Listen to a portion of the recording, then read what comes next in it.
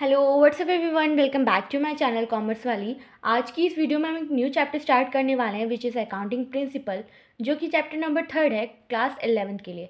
इससे पहले मैं चैप्टर नंबर 1 और चैप्टर नंबर 2 मैंने ऑलरेडी डिस्कस किया है। अगर आप चैनल पे न्यू हैं तो डिस्क्रिप्शन में लिंक है, आप वहाँ से जाके विजिट कर सकते हैं। और क्लास 11th के लिए मेरी एक पर्सनल एडवाइस है कि ये टाइम आपका ना बेस स्ट्रांग बनाने का है। सो कोई भी चैप्टर आप स्किप मत करो। अगर आपने चैप्टर 1 और 2 नहीं देखा है, नहीं समझा है, तो आप पहले उसे देखो, उसे समझो और उसके बाद ही आप चैप्टर नंबर 3 पे आओ, अकाउंटिंग प्रिंसिपल्स पे। अगर आपका बेस जितना स्ट्रांग बनेगा ना, आपकी पकड़ अकाउंटिंग स्ट्रीम पे या फिर कॉमर्स स्ट्रीम्स पे उतनी ही ज़्यादा अच्छी होगी। Okay, so without wasting any time let's just start the video. Accounting principles क्या होते हैं?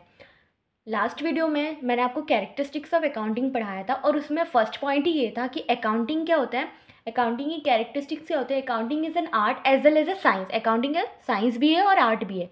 साइंस सिमिलर चीज़ें, सारी चीज़ें एक जैसी, बट आर्ट सबका तरीका अलग अलग होता है, समझने का भी और समझाने का भी।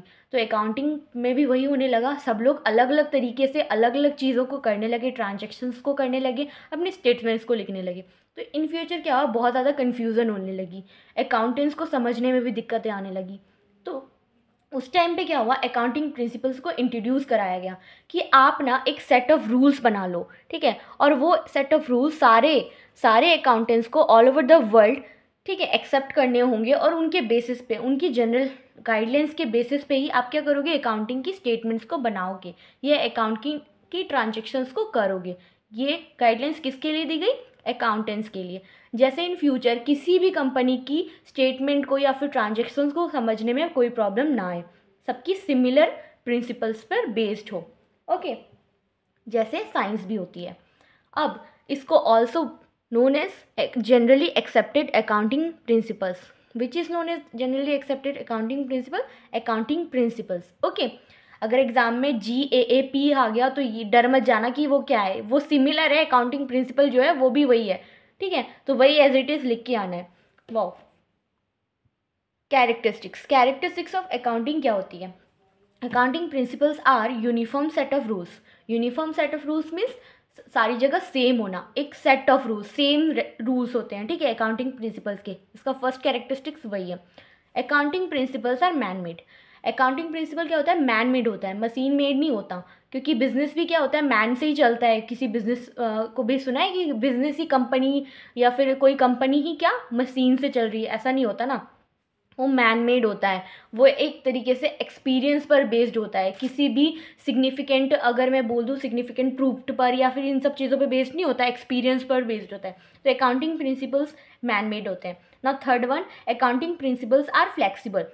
क्या होते हैं, फ्लेक्सिबल होता है। अब फ्लेक्सिबल का मतलब क्या होता है कि हम इसमें फर्दर कोई भी चेंज, जो मतलब कभी भी कोई भी चेंज हो सकता है, ठीक है। ऐसा नहीं है कि अकाउंटिंग प्रिंसिपल्स एक बार ये लिखे गए तो वो वही होगा। अगर ऐसा लगे इसमें कोई चेंजेस होने चाहिए, कोई चीज़ें मिस आउट हो चुकी हैं, तो इसमें चेंजेस हो सकते हैं। ये एज इट इज़ वैसा ही नहीं रहेगा लाइफ टाइम पे, ठीक है। तो ये फ्लेक्सिबल नेचर का होता है। Now fourth point, accounting principle are generally accepted by सबके द्वारा, मतलब all accountants all over the world. First में भी ये लाइन लिखी हुई है। Okay, now its kinds. Accounting principles के काइंड्स क्या क्या होते हैं? यहाँ पे 2 काइंड्स बोले गए हैं, विच इज़ अकाउंटिंग कॉन्सेप्ट्स और एजम्पशंस। अकाउंटिंग के कुछ कॉन्सेप्ट और एजम्पशंस मीनिंग वही है, जैसे कि हम कोई अनुमान लगाते हैं, हिंदी में बोलते हैं अनुमान लगाना, ठीक है ना। Second one, accounting conventions. ये क्या है हम फर्दर आगे देखने वाले हैं। आप पहले इसका एक स्क्रीनशॉट ले लो, उसके बाद जाके हम आगे देखते हैं। Now what is accounting concept और एजम्पशंस? वही मैंने अभी आपको बताया कि एजम्पशंस क्या होते हैं, अनुमान लगाना, किसी भी चीज़ का अनुमान लगाना कि वो कब तक चलेगा, कितने दिन तक चलेगा, कितने ईयर तक चलेगा, ठीक है। तो अकाउंटिंग कॉन्सेप्ट जो होते हैं वो एक बेस प्रोवाइड करते हैं, किसको, अकाउंटिंग प्रोसेस को। अकाउंटिंग प्रोसेस को क्या करता है, बेस प्रोवाइड करता है, एक तरीके से फाउंडेशन प्रोवाइड करता है।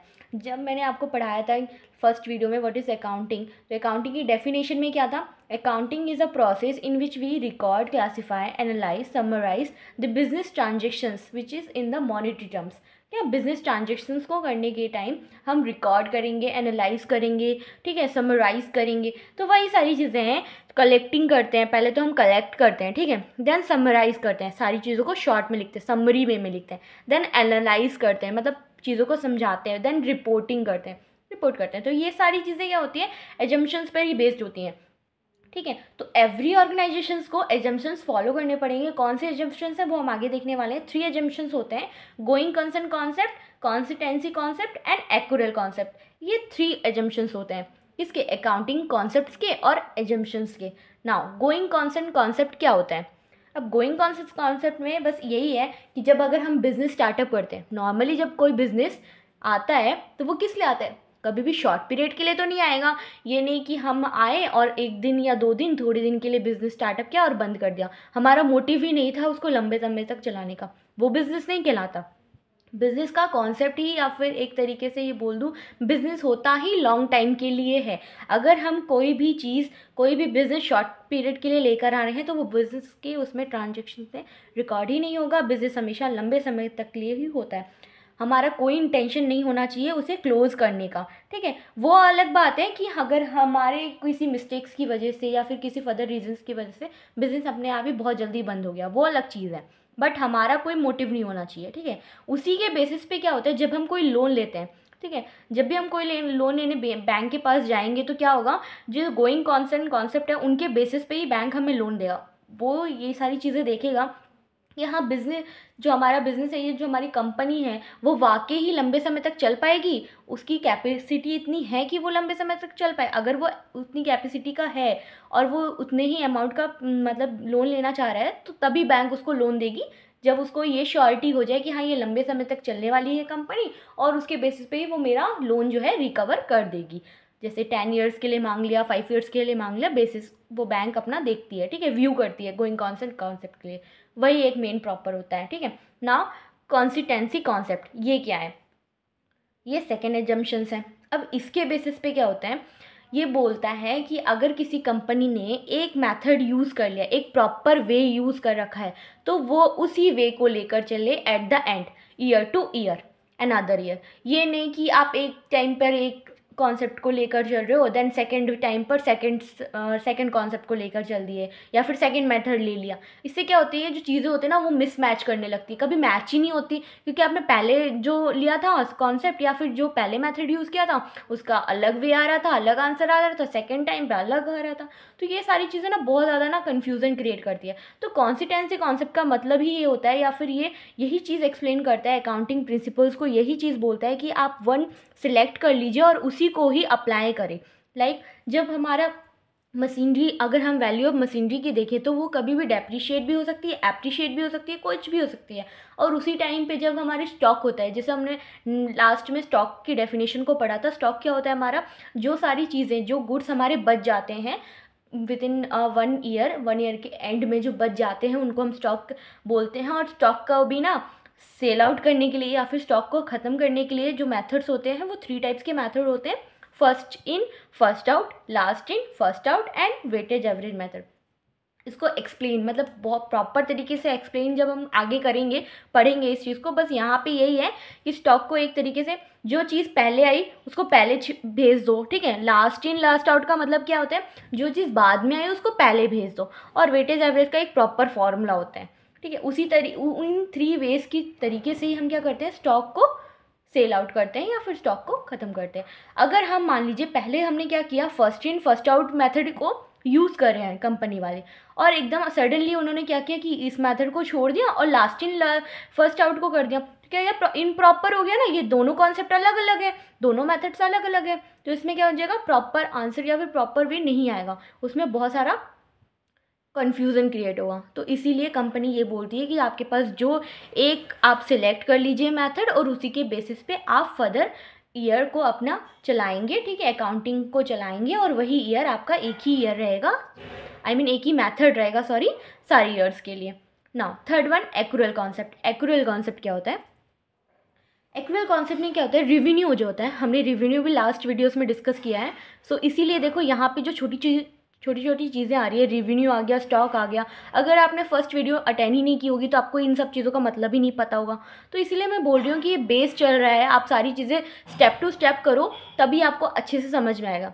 अब यहाँ पे रेवेन्यू जो हो गया, रेवेन्यू वर्ड वो होता है जैसे कि हमने फुल 1 ईयर में हमारा कितना एक तरीके से इनकम आई, ठीक है, उसमें हमारा खुद की इन्वेस्टमेंट भी जुड़ी हुई होती है। तो रेवेन्यू जब हमारा आता है तो वो हैंड टू हैंड, मतलब हैंड टू हैंड क्या होता है, उसकी ट्रांजेक्शन हो जानी चाहिए। रेवेन्यू का मतलब वही होता है, हैंड टू हैंड हो जाना। मतलब जैसे कोई सेल हुई, मान लीजिए आज हमारी एक सेल हुई कितनी 20,000 रुपीज़ की, वो चल रहा है जनवरी का मंथ, और उसकी पेमेंट जो हो रही है वो पेमेंट क्या हो रही है, बोली उसने बोला, कस्टमर ने बोला हम अभी पेमेंट नहीं कर सकते, आपको हम पेमेंट करेंगे कब, अप्रैल में। तो आप ये नहीं करोगे कि आप अप्रैल में जाके उसकी एंट्री करोगे, आप क्या करोगे, जनवरी में ही उसकी एंट्री करोगे। अगर आपने अप्रैल में जाके एंट्री करी तो वो मिसमैच हो जाएगी। क्यों? बिकॉज जो हमारी जो कंपनी होती है, हमारी जो फाइनेंशियल ईयर होता है वो कब से कब तक होता है, वो होता है 1 अप्रैल से 1 अप्रैल टू 31 मार्च तक होता है। तो जब हमारी जो सेल हुई वो जनवरी को हुई, तो वो क्या हुई, लास्ट ईयर में हुई। अगर हम उसकी एंट्री क्या करेंगे, अप्रैल में करेंगे, कब, जब हमें पैसा मिल रहा है तब करेंगे, तो क्या हो जाएगा, हमारा न्यू ईयर स्टार्ट हो जाएगा। 1 अप्रैल को तो न्यू ईयर स्टार्ट हो जाता है।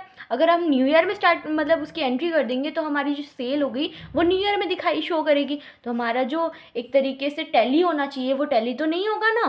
तो इसीलिए बोलता है एक्यूरेल कॉन्सेप्ट, ये बोलता है कि जिस दिन आपकी सेल हो, आप जिस दिन आपने सर्विस दे दी, आप उसी टाइम इमीडिएटली उसको क्या कर दे, रिकॉर्ड कर दे बुक्स में, ठीक है। भले आपको कैश मिला हो या ना मिला हो, कोई मैटर नहीं करता, जब मिलेगा हम फर्दर देख लेंगे, बट आप उसको रिकॉर्ड ज़रूर कर लें। आई होप आपको इसके सारे एजम्पशन समझ में आए हो। 3 ही एजम्पशंस हैं, बहुत छोटे छोटे से नॉर्मल से एजम्पशंस हैं। मैंने बहुत अच्छे से एक्सप्लेन करने की कोशिश की है। आई होप आपको समझ में आया हो। इसका सेकेंड पार्ट बहुत जल्दी आने वाला है। अगर आपको ये वीडियो बहुत अच्छी लगी हो तो please like, subscribe and share. Thank you everyone.